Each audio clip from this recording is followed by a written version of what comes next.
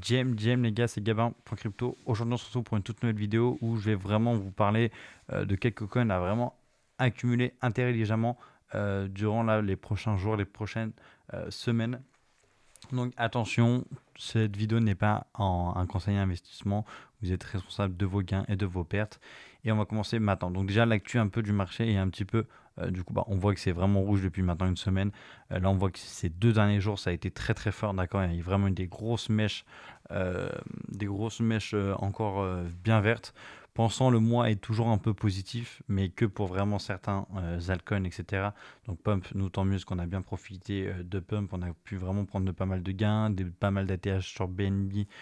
Moi j'ai quasiment plus de BNB, enfin j'en ai plus d'ailleurs BNB, etc. Après le reste quand même un mois de septembre euh, plutôt, plutôt plat, on va dire. C'est pas très intéressant. Il n'y avait pas eu encore des bonnes zones d'entrée. Là, il commence à avoir des zones d'entrée assez pertinentes. Donc là, voilà, on va voir ce que ça donnait. Pour moi, il faut toujours être patient, d'accord. Ne pas jouer avec vos émotions. C'est là qui fait la différence entre ceux qui prennent de l'argent et ceux qui en donnent au marché. C'est tout simplement ceux qui paniquent, ceux qui, là, par exemple, si vous avez une grosse conviction sur, je vais pas non plus dire une crypto de merde, si par exemple vous avez une grosse conviction sur Pengu, ne pas vendre vos Pengu maintenant, d'accord, ça sert à rien. Si vous avez pu l'accumuler en dessous de, nous, dans le canal Telegram, on l'a accumulé à 0,008, d'accord.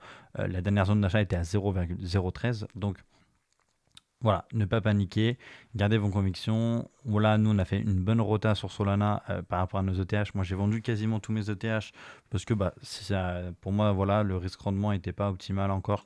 Donc je préfère rota du Solana et aussi vers de l'USDT, d'accord, pour accumuler un petit peu pour ensuite la rentrer sur plusieurs coins.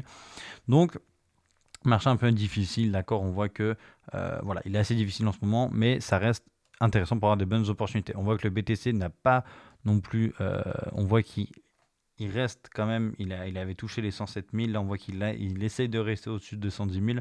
On va voir s'il va rester un petit peu au-dessus des 110 000. Moi, ça ne me choquerait pas qu'il redescende vers les 104 000, même 100 000. 100 000, ça me paraîtrait un peu loin, d'accord. Mais bon, après, on est en crypto, tout est possible, hein. Si le BTC perd 10%, ça ne me choquerait pas du tout, d'accord. Donc, à voir dans les prochains jours. Accumuler lentement et n'oubliez pas, c'est rien en aucun cas pardon, un conseil financier. Solana qui vient de toucher les 200 $, donc ça c'est très intéressant. Je pense pas en accumuler maintenant, mais si vous avez passé de sol, pourquoi pas en dessous de 200 $, ça commence à être un peu intéressant. Si d'ailleurs vous voulez vraiment avoir des zones d'entrée très précises, etc., n'hésitez pas à rejoindre le canal Telegram. Et dedans, il y a un wallet gratuit, un wallet à suivre, pardon, excusez-moi, non, il n'est pas gratuit, mais un wallet à suivre, d'accord, qui vaut vraiment pas du tout cher, d'accord, c'est donné. Où dedans, vraiment, il y a des zones d'entrée, des zones de sortie, on a pu faire beaucoup, beaucoup d'argent, d'accord, on a pu, voilà, exactement comme ce trade-là, d'accord, donc on avait une zone d'achat à 28, il me semble, dans le wallet, et voilà, on a pu faire du 200% avec Pump. Moi, j'avais vendu un petit peu ici pour voilà, sécuriser un petit peu, mais j'avais vendu 10%. Là, j'ai pas mal vendu. Et là, ensuite, on attend. Vous voyez, grâce au wallet, on a vraiment vendu au top. D'accord. Donc, c'est intéressant par rapport à plusieurs analyses que j'ai pu faire, etc. Donc, on va passer au coin intéressant à accumuler. Pour moi, le Pocket commence à être intéressant à aller accumuler. D'accord. Donc, moi, j'ai des zones d'achat à 0,17 et 0,20. D'accord. Et 0,23 qui est très, très, très légère, hein, qui est moins de 10%. Donc, là, je commence à revenir vers mon investissement initial. D'accord, mon investissement initial, il est aux alentours de 19. D'accord, il est entre 18 et 19. Donc, moi, je ne vais pas en racheter. D'accord, ça sert à rien. J'ai déjà une bonne exposition dessus. J'ai même une exposition FOG qui sont très colorées, etc. Euh, ils sont, voilà, c'est des bêta Solana. Donc, moi, je garde encore comme ça. FOG, j'en racheterai que s'il va en dessous de 30. Même pas en dessous de 28, j'irai. J'en racheterai peut-être un petit peu. Je racheterai. Pour 200-300 $ maximum, parce que voilà, ça sert à d'avoir non plus d'être surexposé, mais voilà, toujours intéressant. Là, on va passer, là, donc on a fait les mêmes codes Solana, là, on va passer un petit peu au crypto agent IA. Je trouve que IA16Z euh, déçoit beaucoup, parce que voilà, il a eu des problèmes avec Twitter qui étaient bannis, ils ont supprimé leur Twitter, etc., avec leur nom. Bref, pas mal de galères qu'ils ont eu. C'est normal que le prix y baisse, d'accord. À voir dans les prochains jours ce que ça donne. Moi, j'ai toujours quand même une conviction dessus, mais je le trouve quand même trop lent. Donc, j'en rachèterai pas plus, d'accord. Là, j'étais rentré ici un peu trop tôt. Moi, je trouve que ma zone d'achat à partir de en dessous de 18, ça commence à être intéressant, d'accord. Et là, j'avais racheté très fort. En gros, pour faire simple, ma zone d'achat moyenne, moi, elle est aux alentours de 20. Donc là, je suis vraiment en perte de 50%. Mais j'ai pu prendre des profits ici, d'accord. Quand j'étais retourné là, souvent je fais ça sur les gros investissements que je fais où j'achète en 5-6 fois, d'accord.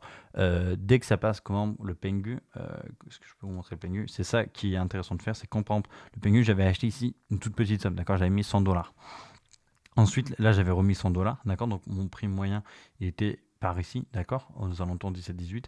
Et là, ensuite, ici, j'avais acheté en tout pour 60-70% de ma position. Donc, c'est-à-dire que ma zone d'achat moyenne a été vraiment très basse. Elle était en dessous de 10. J'avais vu sur Binance Alpha, ma zone moyenne, elle était à 0,8, d'accord? Donc, ça reste très bas.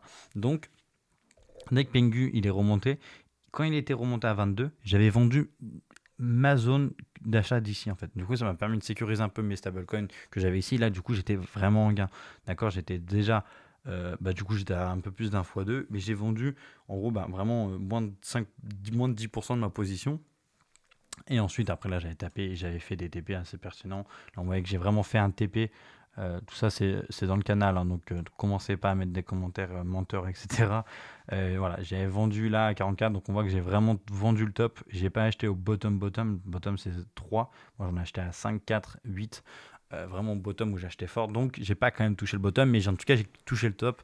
C'est au moins l'un des deux qu'il faut faire pour vraiment faire un bon coup. J'ai vraiment fait un bon coup sur Pengu. Donc voilà, faire la même chose sur IA16Z, c'est un peu la même chose pour moi. Par contre, il est plus lent, d'accord. Mais bon, Pengu, il avait fait pareil. Je vois pas pourquoi IA16Z ne retournera pas vers des grosses zones de TP qui va être assez pertinentes. On aura pu en acheter. Donc là, si vous n'en avez pas acheté, vraiment, si vous en accumulez là maintenant, quoi qu'il arrive, pour moi, vous ne serez pas perdant d'aussitôt. Vous allez voir, hein, vous allez remonter, vous allez faire un x2 par rapport à moi, rien qu'à ma zone d'achat. Donc intéressant. Maintenant, IAXBT, hier j'ai pris un petit long d'accord dessus. C'est dommage parce que vraiment je l'avais snipé correctement. J'avais mis en fait il y a 2-3 jours, je l'avais mis en ordre limite en futur x3 sur Bitfinex. Je l'avais mis là. Et ça avait vraiment tapé juste. Et je me suis dit, ah bah vas-y, là, dans la matinée, quoi, ça va repartir un peu. Mais le marché, il s'est redescendu. Donc là, il laissait comme ça. J'ai un SL très très bas parce que ça fait plus. En fait, c'est de l'investissement en effet de levier. Mais un peu sur du long terme où je sais que ma liquidité, il y a très peu de chances que je me fasse liquider. Il peut, hein, de toute façon, c'est fait pour ça un petit peu les futurs. Mais en tout cas, je m'en fous parce que c'est moins de 100 $ et vraiment, je m'en fous. Mais que si ça monte à mon TP, je prends pas loin de 600 $. Donc avec 60 $. Donc tu vois, je fais un x10 tranquillement. Ensuite, CreatorBuild qui est pour moi très intéressant de commencer à en accumuler. Ici, c'était pas du tout un long, hein. C'est une position que j'avais racheté ici avant le pump et que j'ai vendu un peu ici. D'accord, donc d'ailleurs, je devrais le mettre. Je l'avais vendu à 14,8. Tac. Du coup, là, voilà, ça c'était un petit long que j'avais pris en fait. Donc voilà, j'avais déjà TP. Là, j'attends. Moi, ma zone d'achat, elle est aux alentours de 6. Enfin, la 6 à la 0,63. J'attends encore. Au niveau de 65, je pense que je pourrais rajouter une petite cartouche sur CreatorBeat, mais j'attends toujours. Voilà. Un leader des agents IA pour moi, qui est un launchpad de créateur, d'agents IA, etc. Donc très très très intéressant CreatorBeat. Ils se sont fait des revenus gargantuesques en début d'année. Voilà, c'est vraiment très très intéressant d'en avoir tout simplement dans le portefeuille. Ensuite là une petite win encore et on voit que ça commence à exploser, que je vais partager dans le groupe d'ailleurs tout de suite après, parce que là voilà, donc j'en ai fait un call sur Twitter et dans le Telegram où j'ai dit que ça commence à être intéressant d'en avoir un peu du hippo.